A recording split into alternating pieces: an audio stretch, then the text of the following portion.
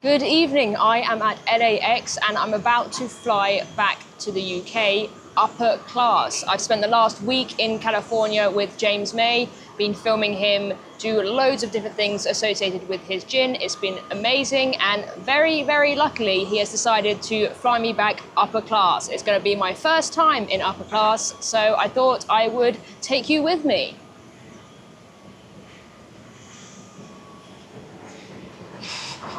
That was rubbish.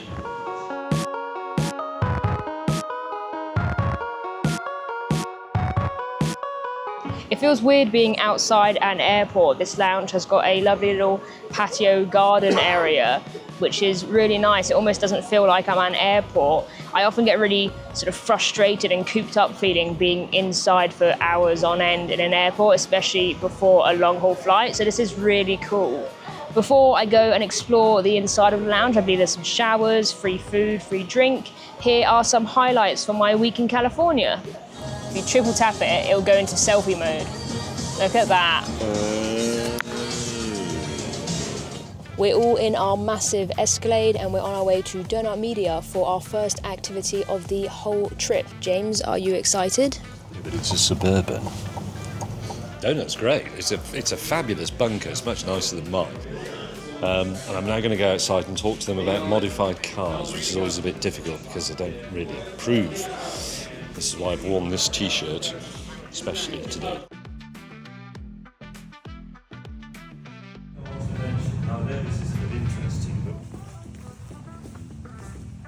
A little bit of a surreal moment. Just met Jay Leno. We were going to come down here and have sort of 5-10 minutes with him in between his very busy filming schedule, and he just spent an hour showing us around his garage, which was pretty incredible. Please, smiles, please. All my GTA dreams have come true. I'm at the final mission, Griffith Observatory. You sort of hold it from behind. Sort of like that. Probably can't see my face because the sunset is behind me. James is just doing an interview with a magazine about the gin back at the hotel. I thought I'd take the opportunity to go for a lovely sunset walk on the pier here at Hermosa Beach. You look exactly like James May. That's Yeah, I know. Because he is. Yes. No way. Yes. I love Top Gear.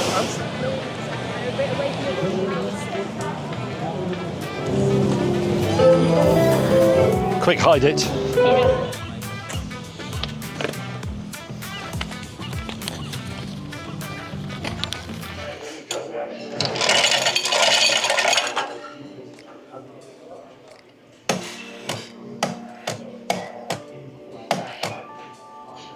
I've explored the lounge and I think the best bit about it is still actually this outdoor terrace. I got myself a nice cold drink and I'm just going to sit here and enjoy the last bit of warmth I get from California before going back home.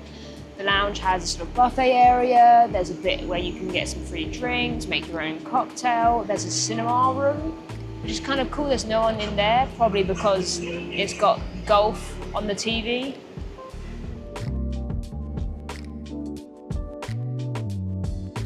Lucy Brown sitting next to me holding the microphone. There's a man with a beard sitting opposite, and later on I'm going to get up and walk towards the gate where I'll get on the aeroplane and find my seat, which is 1K, I think, and probably sit in it and maybe adjust it very slightly before looking out of the window and thinking, isn't this exciting?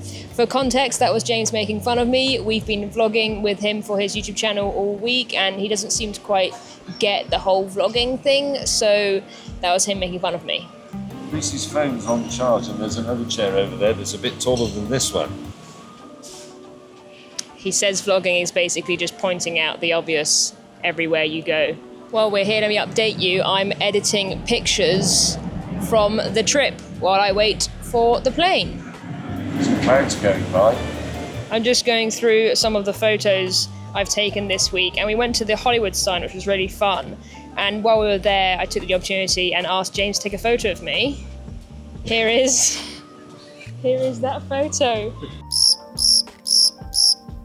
I'm completely out of focus. You said Make sure you get the Hollywood sign in focus. So I did. Yeah, you are a bit blurry. Well, that's no good. It's all in focus. And that's the one I took of him. Yeah, all right. Well, I appreciate you taking it for me anyway. Thank you. Lucy's drunk 2/3 of her glass of Coke, so soon she'll have to go back to the lounge bar and get another one. Lucy's left her laptop for the moment because she's gone to the Asian noodle bar to make herself a pho. Soon she'll come back and sit down here again at LAX airport and probably eat it. I've been to the buffet, and here is the pho that James was talking about. I think that's how you say it. I'm not sure whether it's pho or pho. Looks quite nice. I've got mushrooms, carrot, red onion, coriander or cilantro, as they call it here. I've got rice noodles and wheat noodles, and I've also got sriracha sauce, but I might not put the sriracha sauce in because I've already put some other spicy sauce in there. Oh, you went for the rice noodles? Slightly. Oh, you mixed the noodles? Good God. Oh, hang on, I wasn't concentrating. I'm gonna enjoy this, and then it might almost be time for us to get on the plane. Okay. Go. So I've got the camera tracking the noodle bowl, which makes it slightly difficult to get your whole head in. There you go, your whole head's in. Go, go, go for noodles. Go, go, in your face. You can just use the joystick to correct it.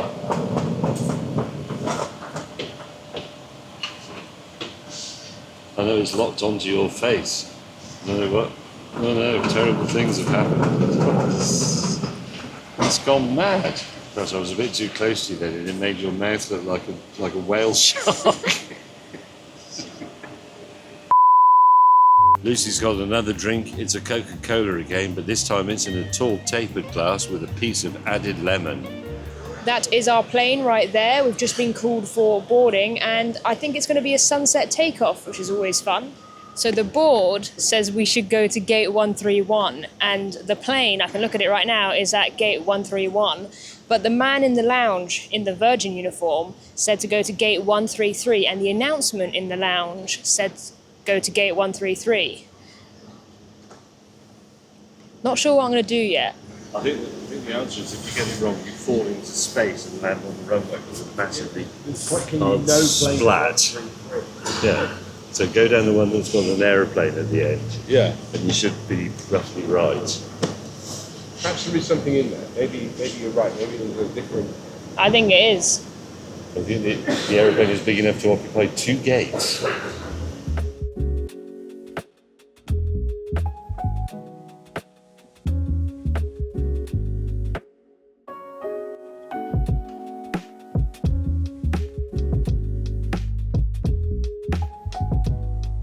We are in the queue to get on the plane.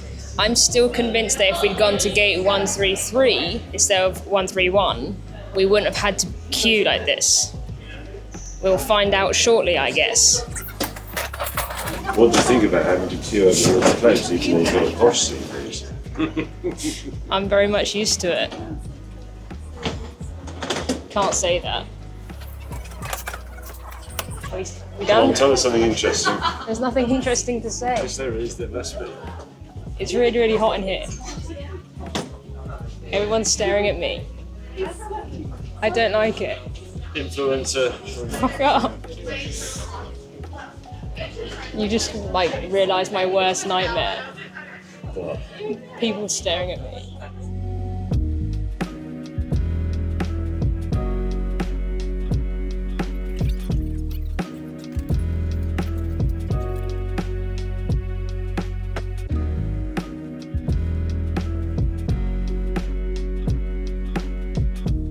We have taken off. We have been flying for about 10-15 minutes or so. The stewardesses have come around and asked us what we'd like to drink and what we'd like to eat. We have a little menu. 3 courses and a cheese course, which of course I will not be partaking in. I have decided to skip the starters because I either don't like them or they have cheese in. For the main, I'm going to go for the bacon wrapped chicken breast with potato bread gratin, bleached or blanched broccolini with spring onion cream sauce. We'll see what that's like. And for dessert, I've gone for a strawberry chocolate round. They'll be bringing that round in the next sort of hour or so.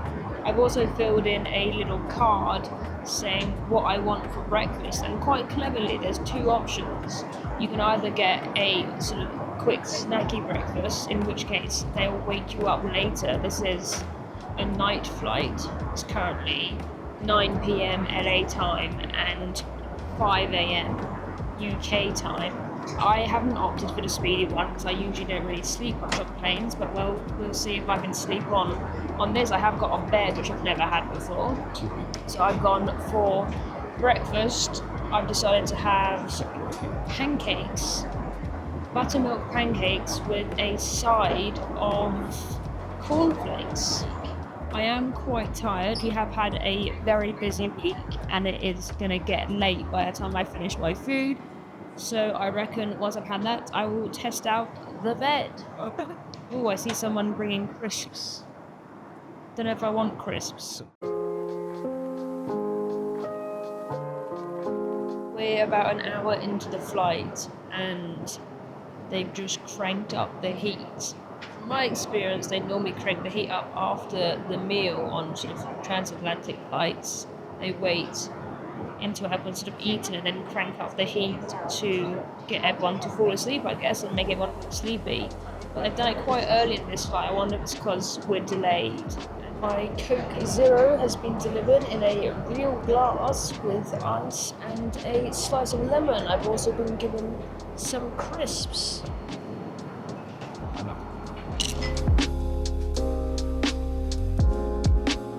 It's a good crisp. Very good on this.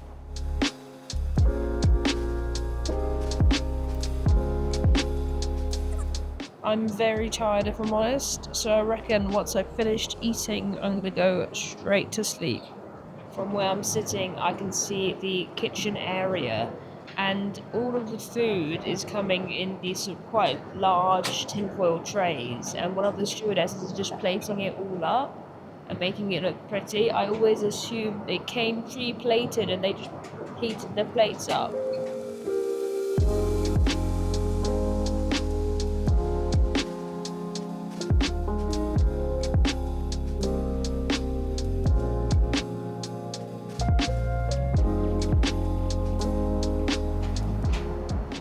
My first bits of food have arrived. I've got a olive bread roll with some butter and it is warm. Also got the famous salt and pepper shakers, which look really cool. They are made of plastic, probably because so many people steal them, but they look very nice. I've also got actual cutlery, which is exciting.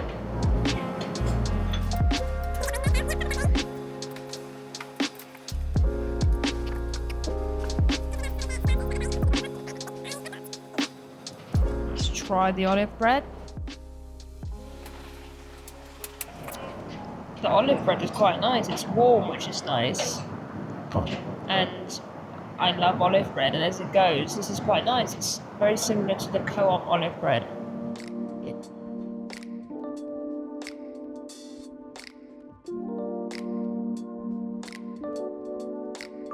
This is the chicken I've gone for with the potato gratin. I think considering we've had quite bad turbulence, the stewardess did quite a good job of plating it up. The sauce there, just put the broccoli on top.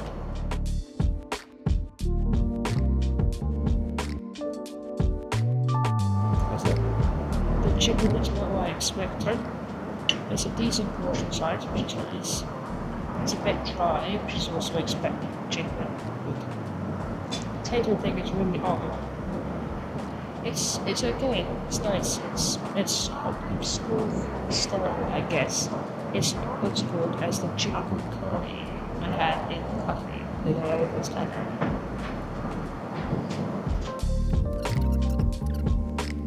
My dessert has arrived. It is a chocolate and strawberry thing with a strawberry and chantilly. Let's see what it tastes like.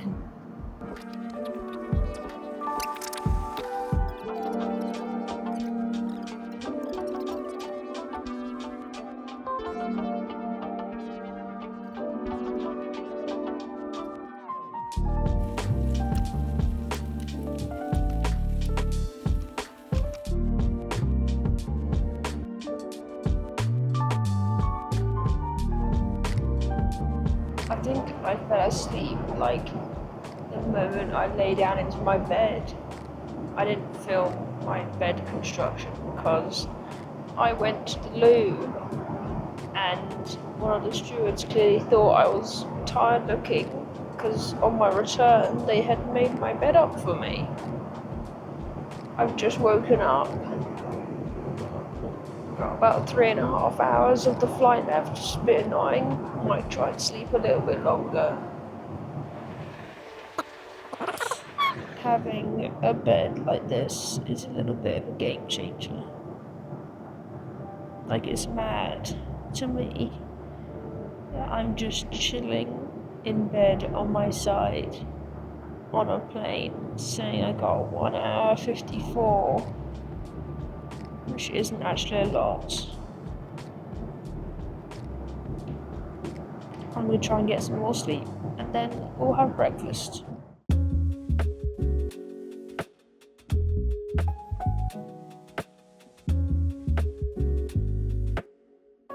Good morning. I have just properly woken up and sat up from my bed. I think I slept maybe 4 hours, 5 hours in the end, which I'm pretty happy about. I look horrendous. I have no idea how people wake up from a rough sleep and look amazing. I'm now going to turn my bed back into a seat and then have some breakfast. Is my breakfast. I have got buttermilk pancakes with a side of cornflakes and some maple syrup and strawberries and cream on top, apple juice, water, and also a cup of coffee.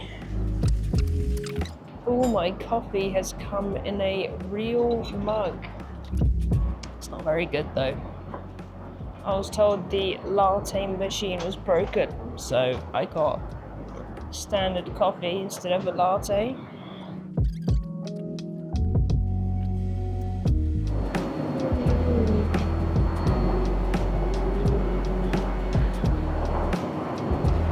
And that just happened on a plane.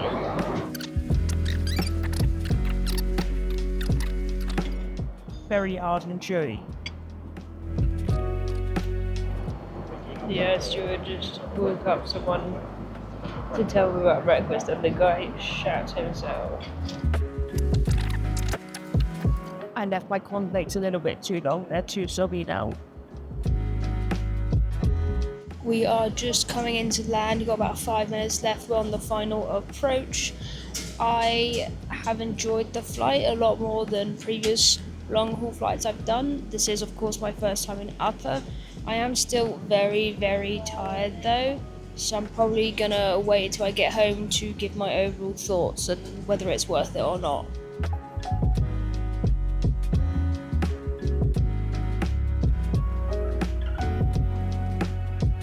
Welcome to London Heathrow. The local time here is 10 to 2 in the afternoon. Please remain seated until we come to a complete stop and the captain has turned off the fasten seatbelt sign and we have arrived at the terminal building.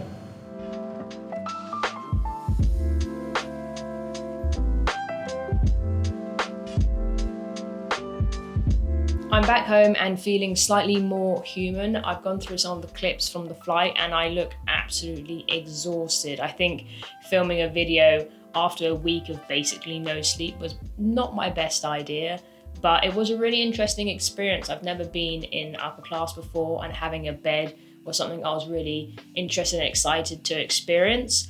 I don't think it met my expectations. I assumed that, you've got a lovely bed, you've got sort of amazing food and things like that. I'll have an amazing night's sleep. and I didn't. So I think my expectations of sort of always aspiring to fly in upper or first class got in my way a little bit, because I thought it'd be such a different flying experience, whereas it was quite similar to sort of flying anywhere really. You have your meal, you try and get some sleep, you don't really sleep that well.